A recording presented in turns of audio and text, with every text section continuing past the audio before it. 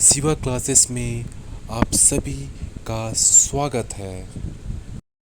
Control statement. वैसे देखा जाए तो इस कंट्रोल स्टेटमेंट के तीन भागों में बांटा गया है। कितने भागों में? तीन भागों में ये बांटा गया है।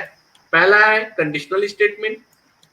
ये देखिए जो कंट्रोल स्टेटमेंट है इनको तीन भागों में बांटा गया है। पहला कंडीशनल स्टेटमेंट, ये जिसे मैं डिसीजन मेकिंग स्टेटमेंट में कहता हूँ।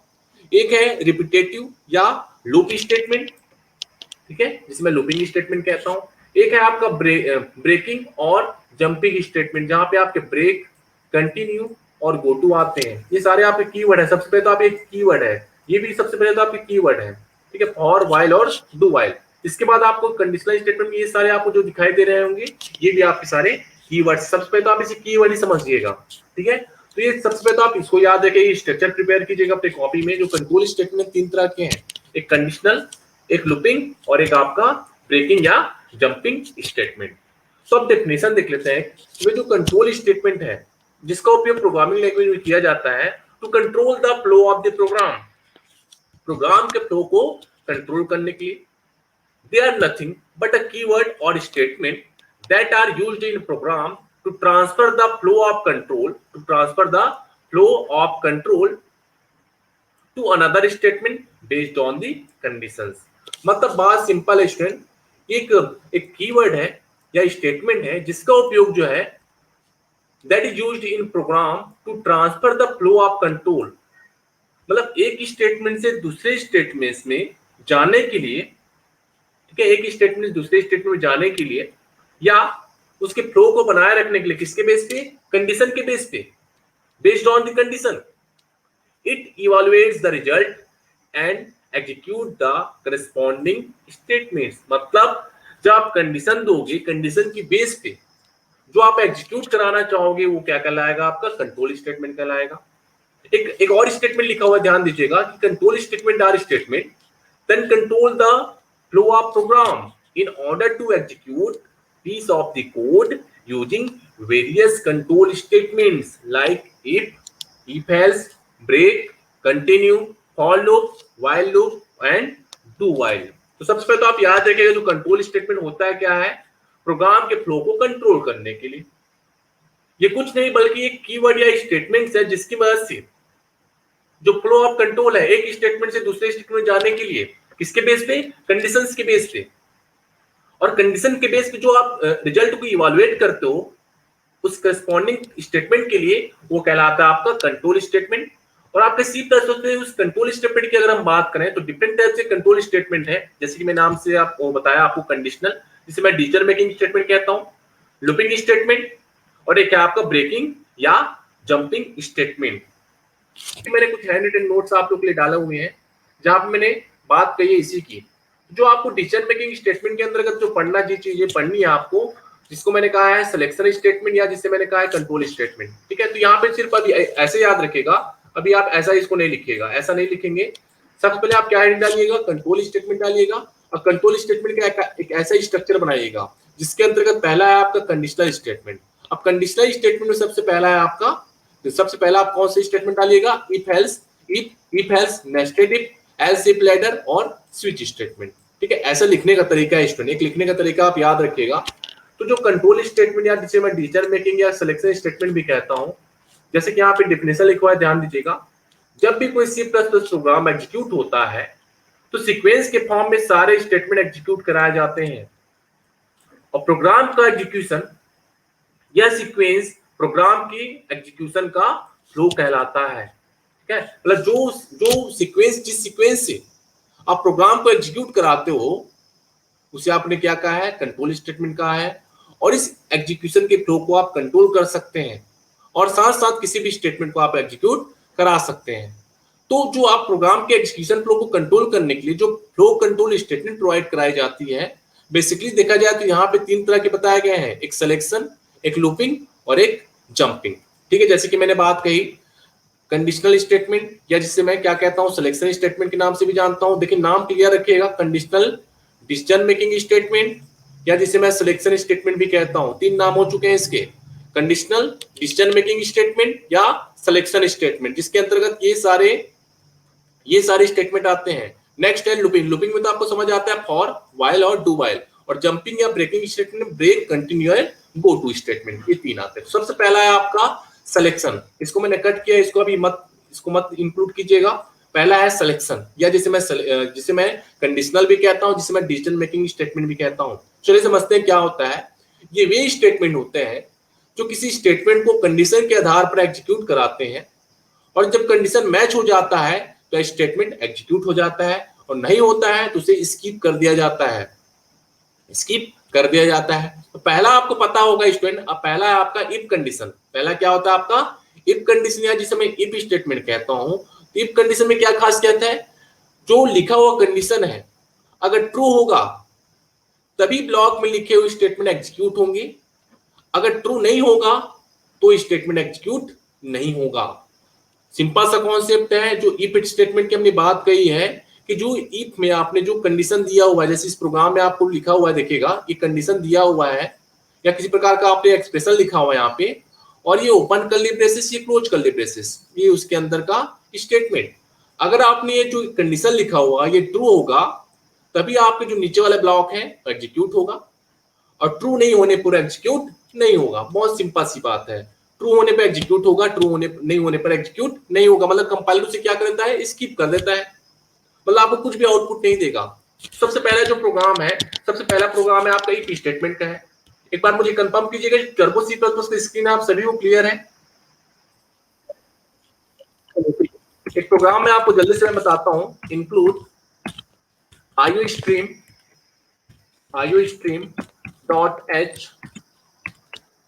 ये एक हेडर फाइल हो गया। आपका एक और हेडर फाइल मैं इंक्लूड कराता हूं यहाँ पे, इंक्लूड conio.h, ठीक है, ये दो हेडर फाइल हो गया। मेन फंक्शन हो गया आपका वाइड मेन, ठीक है। एक छोटा सा मैं प्रोग्राम बना रहा हूँ स्टूडेंट, जहां पे मैं इफ स्टेटमेंट को आपको बताऊंगा यहाँ पे कैसे इफ स्टेटमेंट एग्जीक्यूट कराया जा रहा है। यहाँ पे अगर मैंने यहाँ पे एक वैल्यू दे दी, इंटीजर की वैल्यू दे दी मैंने, इंटीजर की वैल्यू यहीं पे मैं प्रोवाइड करा देता हूँ। जैसे अगर मैं यहाँ पे यहीं पे सिंपल सा वैल्यू प्रोवाइड करूँ तब भी ठीक है, अगर हम एज आउटपुट स्क्रीन पे प्रोवाइड कराएंगे तब भी ठीक है, कोई दिक्कत नहीं है। हमने इंटीजर ए लिया, सी आउट में मैंने लिखा इंटर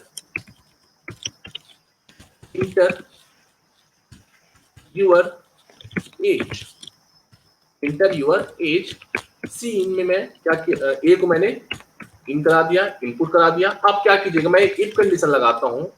सपोज ए का अगर ए की जो वैल्यू है ग्रेटर देन है, ए का जो मतलब जो एज है, मतलब एज लिया है मैंने, इंटर यूर एज, तो ए की एज के लिए मैंने क्या लिया है, ए ले लिया है, ठीक है। ए की अगर जो वैल्यू है 20 है, मतलब 20 से ज्यादा है, ए की वैल्यू जो है 20 से ज्यादा है, तब एक मैसेज प्रिंट होगा सी आउट के माध्यम से। हमने एक मैसेज प्रिंट कराया, एक मैसेज प्रिंट कराते हैं, student is eligible for voting. अगर वो 20 से ज्यादा है, ए की वैल्यू जो एज जो है 20 से ज्यादा है, तो स्टूडेंट जो है एलिजिबल है वोटिंग के लिए। ये मैंने एक सिंपल सा है, बस। अब आप क्या कीजिए, इसे गेट सीएच कीजिए यहाँ पे, और देन यहाँ पे इसे क्लोज कीजिए। अब इसे आप क्या कीजिए, रन कराने से पहले आप क्या कीजिए, इसे सेव करा लीजिए। हमारा कौन सा प्रोग्राम था, इफ का था, तो आप लिख दीजिए इफ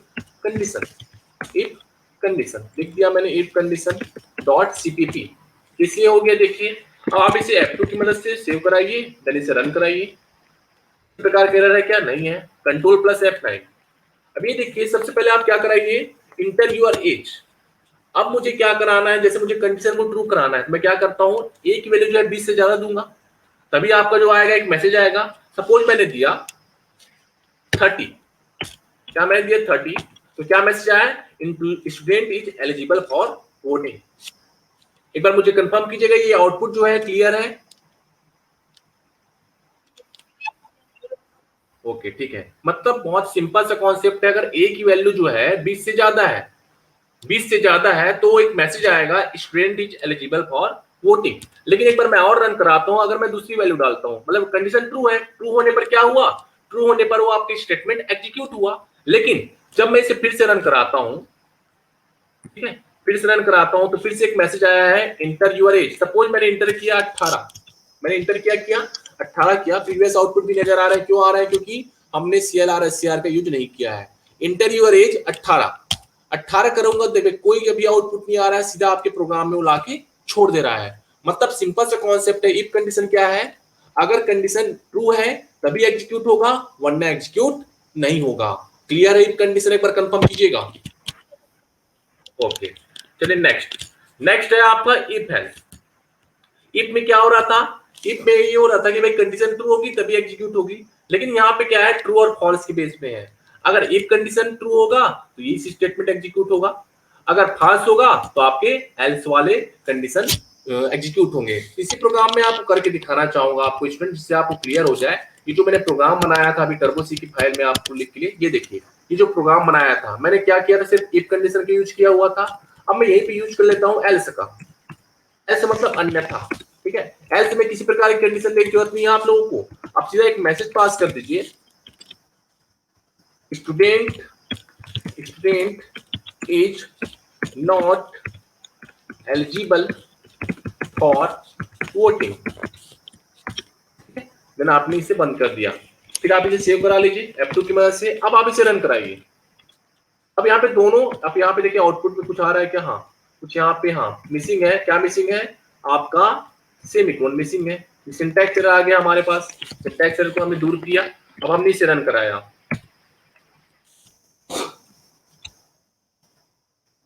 अब देखिए सबसे पहला एक मैसेज आ रहा है, inter your age, inter your age.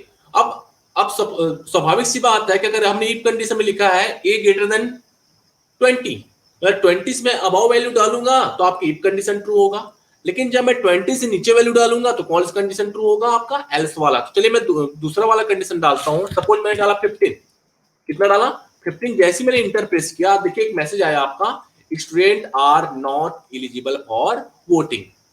अभी क्लियर हुआ दोनों कॉन्सेप्ट, इफ और इफ एल्स। मतलब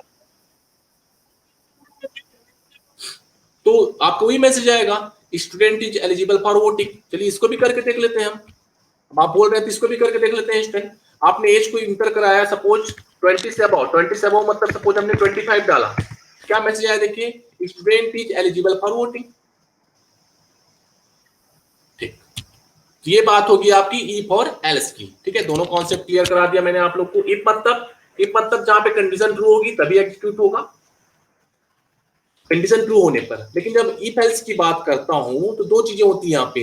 अगर कंडीशन इफ में ट्रू है तो ठीक है, अच्छी बात है कि भाई इफ में लिखे हुए स्टेटमेंट एग्जीक्यूट हो जाएंगे, लेकिन वहां पे अगर कंडीशन ट्रू होगा तो कहां पहुंच जाएगा? आपके एल्स पार्ट में पहुंच जाएगा। कहां पहुंच जाएगा स्टूडेंट? एल्स पार्ट में। और यहाँ पे हमें किसी प्रकार का कंडीशन देने की जरूरत नहीं है। क्यों नहीं है? कि भाई यहाँ पे अगर वो फॉल्स हो गया, फॉल्स होगा, स्वाभाविक सी बात है कौन सी स्टेटमेंट एग्जीक्यूट होगा? एल्स में लिखे हुए स्टेटमेंट ही एग्जीक्यूट कराए जाएंगे। नेक्स्ट जो है आपका नेस्टेड इफ एल्स।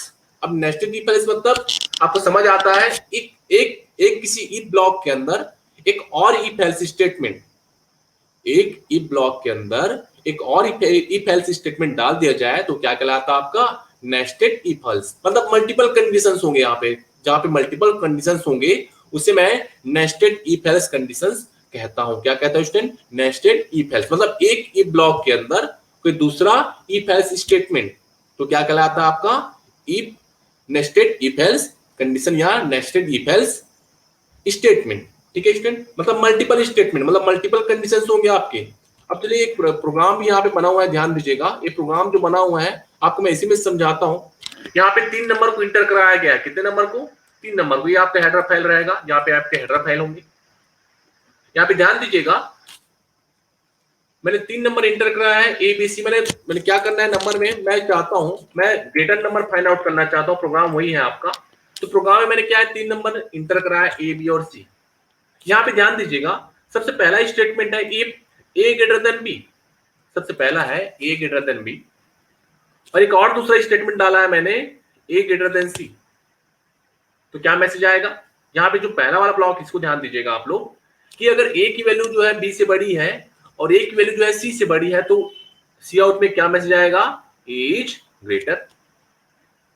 और एल्स में क्या लिख दिया हमने? सी इज ग्रेटर। एल्स में क्या डाल दिया हमने? सी इज ग्रेटर। तो ये देखिए ओपन कंट्री बेसिस यहां से स्टार्ट हुआ है, यहां पे बंद हुआ है। मतलब एक ही ब्लॉक के अंदर मैंने इफ एल्स स्टेटमेंट डाल दिया। देखिए एक ही ब्लॉक के अंदर मैंने इफ और एल्स को परफॉर्म किया है। इफ और एल्स को, तो क्या कहलाता है आपका नेस्टेड इफ एल्स। उसी प्रकार यहां भी देखिएगा, एल्स के बाद हमने क्या लिखा है, एल्स, फिर से हमने एक ब्लॉक रन कराया है बी ग्रेटर देन सी, तो बी ग्रेटर होगा। उसी प्रकार अगर ये भी ग्रेटर नहीं हुआ तो क्या हो जाएगा, सी ग्रेटर हो जाएगा। तो बहुत सिंपल सा कॉन्सेप्ट है नेस्टेड इफ एल्स का।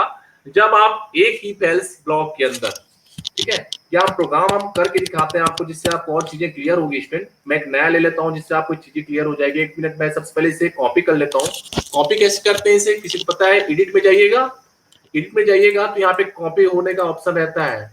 क्या कीजिएगा, एक बार इसे शिफ्ट प्रेस कीजिए, शिफ्ट प्रेस करके डाउन एरो को प्रेस कीजिएगा। डाउन एरो को प्रेस करने के बाद, ये देखिए मैं यहाँ तक अभी कर लेता हूँ। डाउन एरो को प्रेस करने के बाद यहाँ तक आपने उसे शिफ्ट के साथ डाउन एरो प्रेस किया और उसको यहाँ तक रखा। फिर आप क्या कीजिएगा, इसे कॉपी कीजिएगा, कंट्रोल प्लस इंसर्ट से भी कॉपी हो जाता है। फिर फाइल में जाइएगा, न्यू में जाइएगा, न्यू में जाने के बाद इसे फिर से एडिट में जाइएगा, देन उसे पेस्ट कीजिएगा। ये देखिए आ गया हमारा वापस, ठीक है। ऐसे भी कर सकते हैं हम। अब आपने क्या किया है, यहाँ पे ध्यान दीजिएगा, मैंने 3 नंबर इंटर कराया है, ए बी और सी। अब मैंने क्या किया है, सी आउट एक मैसेज पास किया हुआ है, बहुत ध्यान से देखिएगा, inter any 3 numbers, any 3 numbers, ठीक है, मैंने इंटर कराया। सीन, सीन के माध्यम से मैंने क्या किया यहाँ पे, ए बी सी, ठीक है, ऐसे प्रिंट करा दीजिए, ऐसे इनपुट कराएंगे हम। अब मैं क्या करता हूँ, एक इफ कंडीशन बनाता हूँ। इफ कंडीशन में क्या देता हूँ, ए ग्रेटर देन बी, ठीक है, ए ग्रेटर देन बी दिया मैंने। फिर मैंने क्या किया, जैसे कि हमारा जो कॉन्सेप्ट है, स्टूडेंट आपको पता है, इफ ब्लॉक के अंदर, इफ ब्लॉक के अंदर इफ एल्स का ब्लॉक, बहुत ध्यान सुनेगा, इफ ब्लॉक के अंदर इफ एल्स का ब्लॉक वो क्या कराता है आपका, नेस्टेड इफ एल्स। अभी मैं ए को चेक कर रहा हूँ, अगर ए बड़ा है बी से और ए बड़ा है सी से, ये बड़ा है सी से, बहुत ध्यान से देखिएगा, तो मैं एक स्टेटमेंट प्रिंट कराऊंगा सी आउट के माध्यम से। सपोज मैंने लिख दिया A is greater, A is greater, समझिएगा कॉन्सेप्ट को। और इसी मैंने एक एल्स पार्ट भी बना दिया।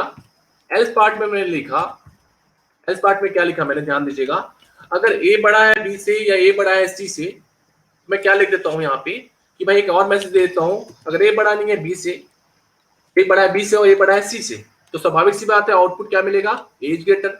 लेकिन जब ये ऊपर वाला जो फॉल्स हो जाता है, ये वाला फॉल्स हो जाएगा आपका, ये वाला फॉल्स हो गया, अगर ए बड़ा नहीं है सी से, ए बड़ा नहीं है सी से, तो मैं क्या दे दूंगा आउटपुट में, सी आउट में क्या दे दूंगा, सी इज ग्रेटर। क्या दे दूंगा स्टूडेंट, सी इज ग्रेटर, स्वाभाविक सी बात है, सी इज ग्रेटर।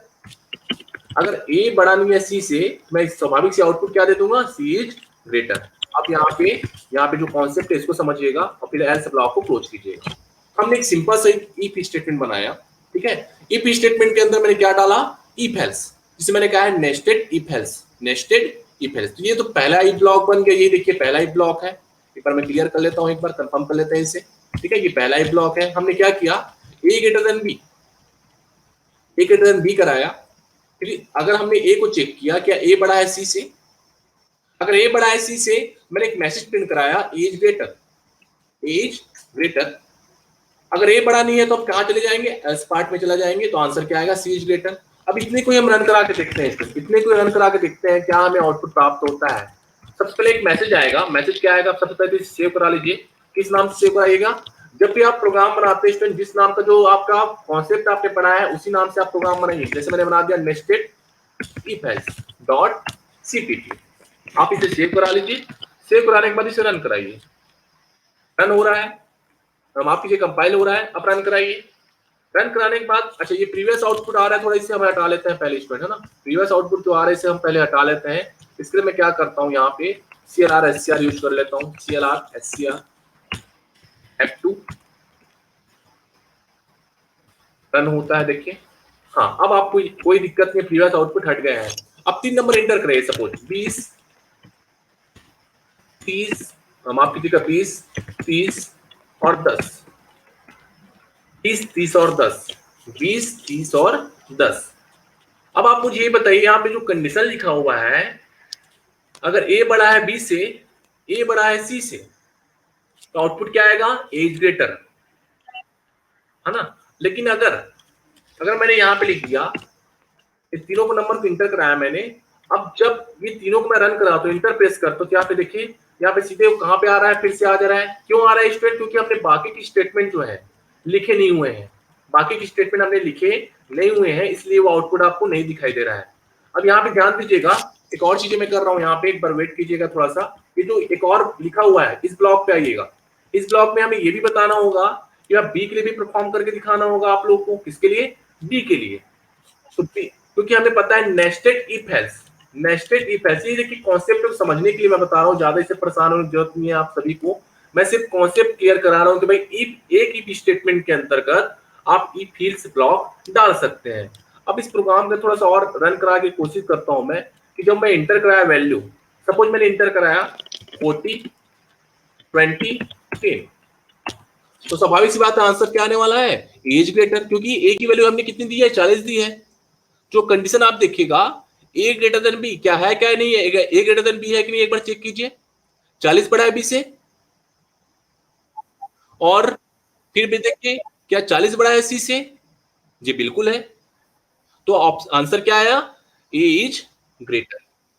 ठीक है, बस इतना ही कीजिएगा, ज्यादा आपको आगे बनाने की जरूरत नहीं, क्योंकि यहीं पर से हमें कॉन्सेप्ट क्लियर है कि जब हमने लिखा एक ही ब्लॉक के अंदर हमने इफ एल्स यूज किया, हमने एक ही ब्लॉक के अंदर हमने इफ एल्स यूज किया। उसी प्रकार आप आगे भी इसे कंटिन्यू कर सकते हैं। आगे कैसे कंटिन्यू कीजिएगा?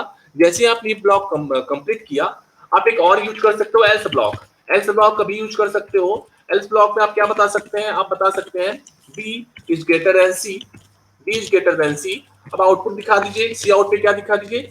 B is greater, B is greater, ये बता दीजिए आप। उसके बाद फिर से आप कहाँ जाइए? एल्स ब्लॉक में। तो बहुत ध्यान सुनेगा, एक ही ब्लॉक के अंदर इफ एल्स स्टेटमेंट, ठीक है, एक ही ब्लॉक के अंदर इफ एल्स स्टेटमेंट, उसी प्रकार एक एल्स ब्लॉक के अंतर्गत इफ एल्स स्टेटमेंट आप डाल सकते हैं। ठीक है, ध्यान रखिएगा, दोनों में आप दोनों चीजें पॉसिबल है यहाँ पे। तो हमने यहाँ पे लिखा, अगर बी बड़ा नहीं है तो क्या बड़ा होगा? फिर से C is greater, C is greater, C is greater. Then आप इसे क्या कीजिए? बंद कीजिए, और एल्स ब्लॉक को भी बंद कीजिए। ठीक है, ये बन गया आपका प्रोग्राम। ठीक है, तो आप ऐसा यूज, ऐसे यूज आप कर सकते हैं इस पर्टिकुलर प्रोग्राम में। किसको? नेस्टेड इफ एल्स को। तो कॉन्सेप्ट क्लियर है, एक बार कंफर्म कीजिएगा आप सभी को। चलिए, तो ये तो बात होगी आपकी इफ की, इफ एल्स की, और एक नेस्टेड इफ एल्स की। नेक्स्ट जो है आपका लैडर इफ एल्स। क्या स्टूडेंट? Ladder if else. तो लैडर इफ एल्स क्या होता है? ध्यान दीजिएगा, लैडर मतलब क्या होता है? सीढ़ी। लैडर मतलब क्या होता है? सीढ़ी। तो बहुत ध्यान सुनेगा इस कॉन्सेप्ट को स्टूडेंट, लैडर इफ एल्स। अब लैडर इफ एल्स क्या होता है? ठीक है, लैडर इफ एल्स क्या होता है समझिएगा।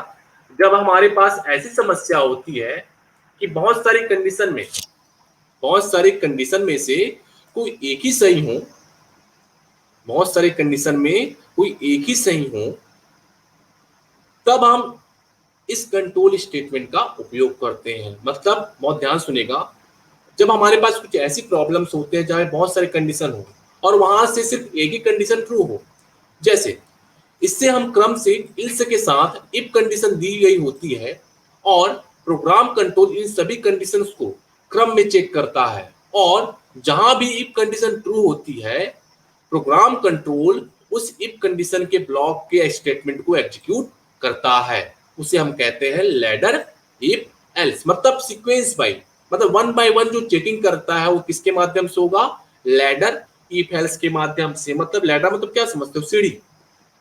तो सारी चीजें किस माध्यम होगी? सीक्वेंस माध्यम से होगी। तो सिंटैक्स देख लेते हैं सबसे पहले। तो हम पहले यहाँ पे देखिए इफ कंडीशन, दूसरा क्या है फिर आपका? Else condition. एल्स में देखिए मैंने क्या दिया है? इफ कंडीशन भी दिया है आपका। इस एल्स में मैंने क्या दिया है? इफ कंडीशन दिया है। मतलब सिंपल सा कॉन्सेप्ट याद रखेगा, मैं प्रोग्राम आपको करके दिखाता हूँ। प्रोग्राम यहाँ पे लिखा हुआ है, इसी प्रोग्राम से मैं समझाता हूँ। ये तो सिंटैक्स है उसका। ठीक है, जो प्रोग्राम यहाँ पे बोला गया ध्यान दीजिएगा, इसमें हम क्रम से एल्स के साथ इफ कंडीशन दी गई होती है, और प्रोग्राम कंट्रोल इन सभी कंडीशन को क्रम से चेक करती है, और जहां भी इफ कंडीशन ट्रू होगा, प्रोग्राम कंट्रोल उस इफ कंडीशन के ब्लॉक की स्टेटमेंट को एग्जीक्यूट करता है। उसको मैंने कहा है ladder if else, ladder if else. यहाँ पे देखिए एक प्रोग्राम आप लोग के लिए बना हुआ है स्टूडेंट, प्रोग्राम आप लोग के लिए बना है, ध्यान दीजिएगा। ये जो प्रोग्राम है ये किसका है? लैडर इफ एल्स का है। लैडर इफ एल्स का जो प्रोग्राम है ध्यान दीजिएगा यहाँ पे, एक यहाँ पे वेरिएबल लिया गया, इंटीजर वेरिएबल जिसका नाम है PER, मतलब परसेंट। क्या नाम है? परसेंट नाम है। अब ये प्रोग्राम है जो हम करके मैं आपको बताता हूँ, जिससे आपको कॉन्सेप्ट और क्लियर हो जाएंगे स्टूडेंट। ठीक है, ये प्रोग्राम मैं जो आपको करके दिखाता हूँ।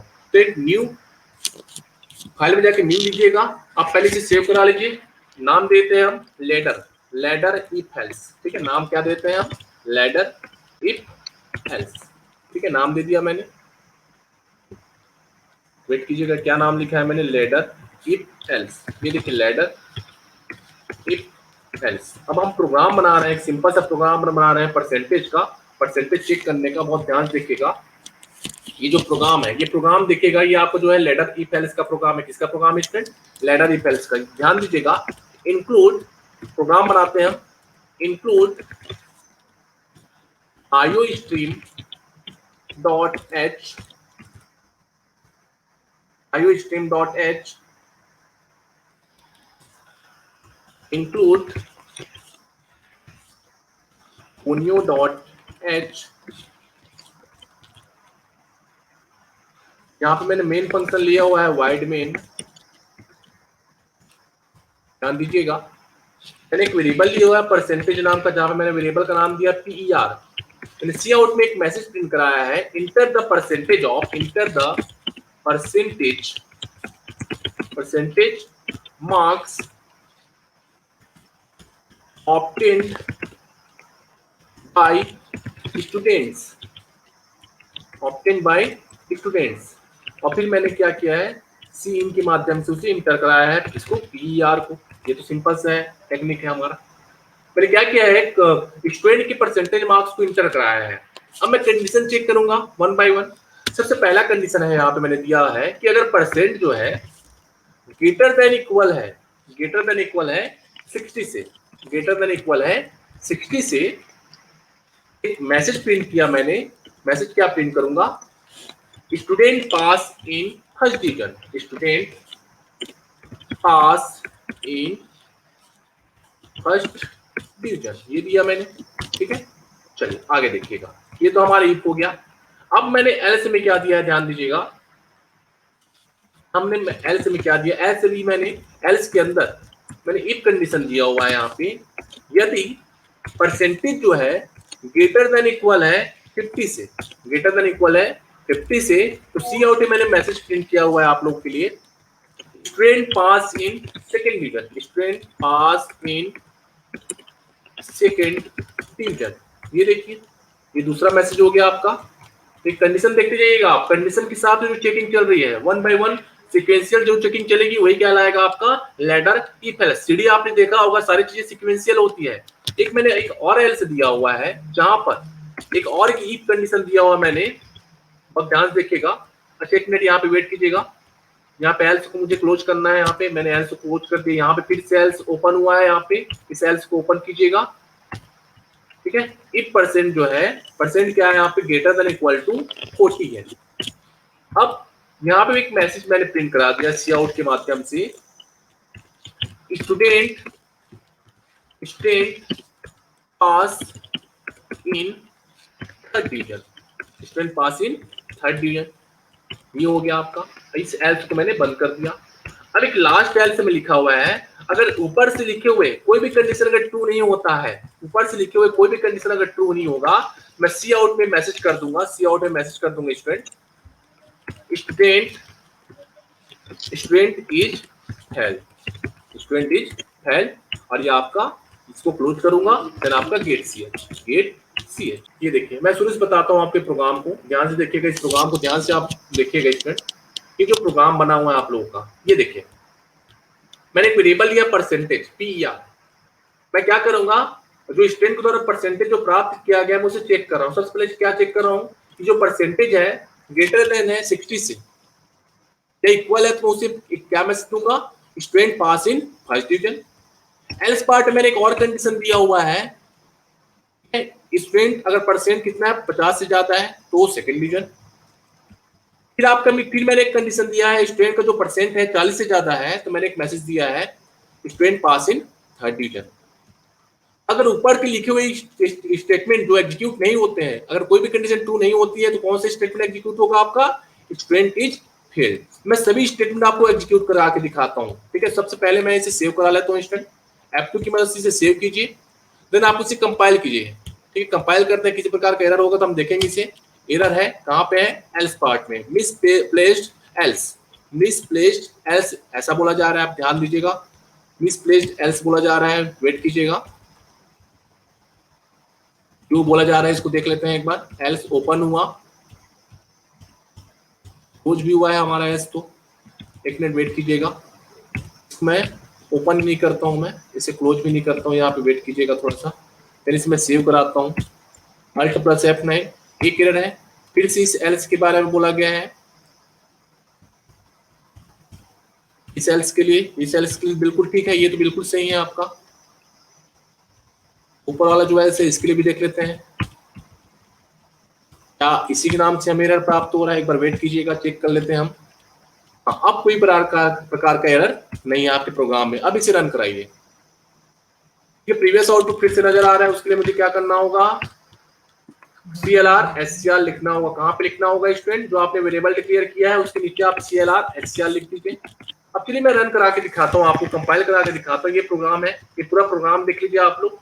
सबसे पहले मैं क्या इंटर कराऊंगा, 60, ठीक है। पहले मैं कंपाइल करता हूँ इसे, देन मैं इसे रन कराता हूँ, कंट्रोल प्लस F9। अब देखिए सबसे पहले आप क्या इंटर कराइए, 60, या 60 से ज्यादा भी इंटर कराइए, 66 इंटर करा दिया, तो मैसेज क्या आया, student pass in first division, ये तो पहला रन हुआ। अब मैं फिर से इसे रन कराता हूँ स्टूडेंट, और रन कराता हूँ मैं, सपोज मैंने मैसेज पास किया, सेकंड वाला क्या था आपका 50, तो 50 से मैं 50 से अबाउट डालता हूँ 55, तो क्या है मैसेज आया आपका, student pass in second division. फिर मैंने रन करा के आपको दिखाया कि जो 40 है, 40 से जो ग्रेटर देन है, या मैं हमने 45 लिखा या 40 ही लिखा, तो student pass in third division. लेकिन इन तीनों के अलावा, इन तीनों कंडीशंस के अलावा, इन तीनों कंडीशन के अलावा अगर मैं कोई और वैल्यू डालता हूं तो आपको क्या मैसेज प्रिंट करेगा स्टूडेंट, स्टूडेंट इज फेल्ड। तो चलिए ये भी कंडीशन अपन रन करा के देख लेते हैं। सपोज मैंने इंटर कराया 20 या 25, क्या मैं 30 इंटर करा लेता हूं, तो क्या मैसेज आएगा आपका, स्टूडेंट इज फेल्ड। क्लियर हुआ कॉन्सेप्ट, ये वाला प्रोग्राम। वीडियो लेक्चर वॉच करने के लिए आप सभी का धन्यवाद। आगे के वीडियो लेक्चर के लिए फॉलो करें शिवा क्लासेस को। आप सभी का धन्यवाद।